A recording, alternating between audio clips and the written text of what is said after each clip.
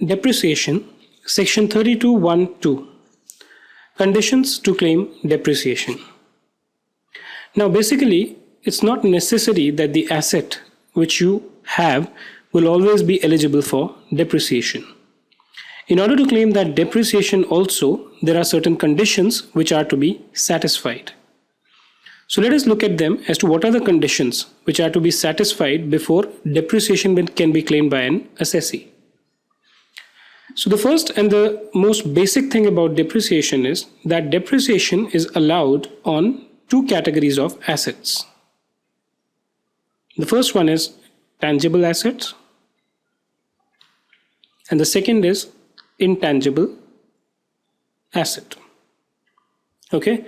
Even insofar as tangible assets is concerned, it's not that all tangible assets are entitled to depreciation.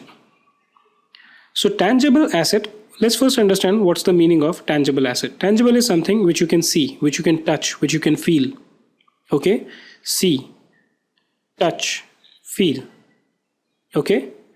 Intangible is something which cannot be seen. Let's say goodwill.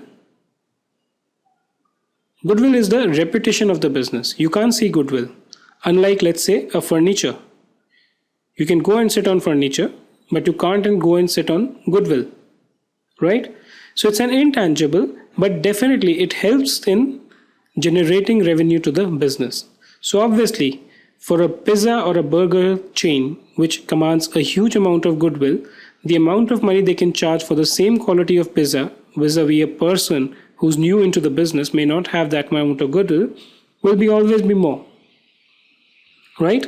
So the asset can fall in two categories: tangible assets, intangible assets. Now, even within tangible asset, as I told you, there are certain categories of assets which are entitled to depreciation. Let's see which are these categories. Tangible assets, building, okay, excludes land. So if there's a piece of land on which a building is standing, you are entitled to depreciation on the cost of the building, but not on the cost of the land. Plant and machinery, we all know this. Furniture includes false ceiling and partition work in a building. So whenever you take up a building, you buy it or you lease it, many a times you create a false ceiling and partition works in the building. Okay. Insofar as an assessee who is a tenant is concerned, there are restrictions. We saw the explanation 1 to section 32 earlier. Okay, that is applicable. Here we are talking about the person who is owning that building. So in respect of the owner, you are allowed depreciation on false ceiling and partition work as furniture. Right? The second category is that of an intangible assets. Know-how, copyright, trademark, franchises, other business or commercial rights of similar nature. Know-how, I hope you understand the meaning of all of them. Know-how is a special technique to do certain works. Copyright, we all know. Trademark, again, it's the mark which is used to distinguish the business from the others. Franchisees or other business or commercial rights of a similar nature. Right? Let's move on to the next one, which is the conditions. So now what we are looking at is the conditions to claim depreciation.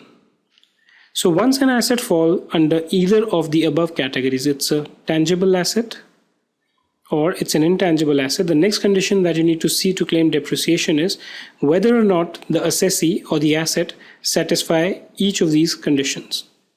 Please note that each of these conditions are cumulative. If you don't satisfy even one of them, then depreciation cannot be claimed. Cumulative condition. Please note this down. Right? The first one is ownership. Now, before you can go ahead and make your claim for depreciation, the first thing is assets owned wholly or partly by the assessee. So the asset on which you are proposing to claim depreciation has to be under your ownership. It could be complete ownership or it could be part ownership. So let's say if there is a building which has 2 blocks, okay, you might be owning one of these blocks or You might be owning both of them together. The ownership has to be there, whether partly or wholly. And when I talk about ownership, what I mean is that you have a legal right. Okay, so it's not that that legal right can be someone can come tomorrow and just snatch away that right from you. You have a right as that of an owner, right? So you are the owner of the asset partly or wholly. If you are not the owner, let's say for example, if you are a lessee of a building, you cannot claim depreciation on that. If you have hired some plant and machinery on rent, you can't claim depreciation on that plant and machinery, right?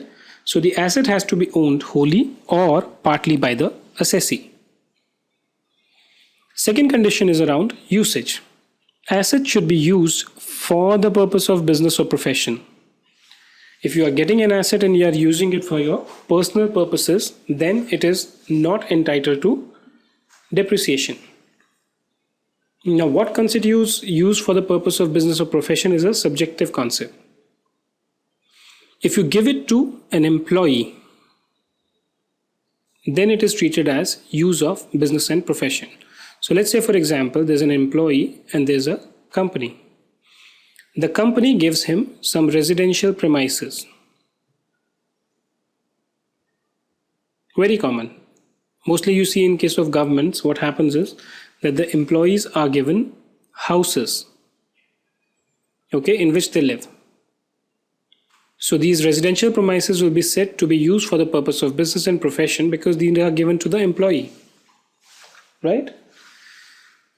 Similarly, if you put on any of the amenities in these premises, that is also treated as used for the purpose of business and profession,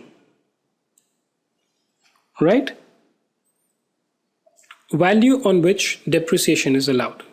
Depreciation shall be allowed on the written down value of the block of assets on last day of the previous year. So if we are talking about previous year 2011-12, we will compute the written down value on last day, which is 31/3/2012, and then calculate depreciation on this value, right? And in order to arrive at the price, the cost has to be taken as the actual cost. There's a definition of actual cost, which we are going to see a little later, okay?